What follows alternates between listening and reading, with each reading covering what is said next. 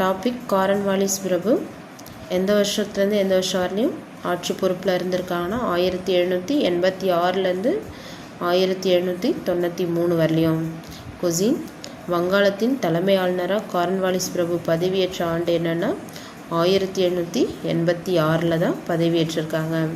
Next question, சுதேசிய சாம்ராஜ்யத்தின் தலையிடா கொள்கையை பின்பற்ற முயன்றவர் யாருன்னா, சுதேசிய சாம்ராஜ்யத்தில் தலையிடா கொள்கையை பின்பற்ற முயன்றவர் யாருன்னா காரன்வாலிஸ் பிரபு தான்.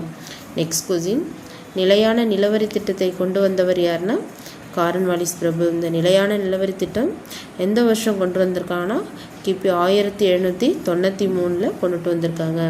நெக்ஸ்ட் கொஸ்டின், நிலையான நிலவரி திட்டம் அறிமுகப்படுத்தப்பட்ட மாகாணம் ஃபஸ்ட்டு எந்த மாகாணத்தில் அறிமுகப்படுத்தப்பட்டாங்கன்னா வங்காளத்தில் தான் அறிமுகப்படுத்தினாங்க. நெக்ஸ்ட் கொஸ்டின், இந்தியாவின் நிலையான காவல்துறையை உருவாக்கியவர் யாருன்னா காரன்வாலிஸ் தான் இந்தியாவில் நிலையான காவல்துறையை உருவாக்கினார்.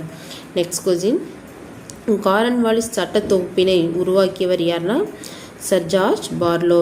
எந்த வருஷம்னா 1793 கிபி 1793 சர் ஜார்ஜ் பார்லோட உதவினால தான் காரன்வாலிஸ் சட்ட தொகுப்பினை உருவாக்கினார். நெக்ஸ்ட் கொஸ்டின், தரோகா என்பது காவல்துறை அலுவலர்.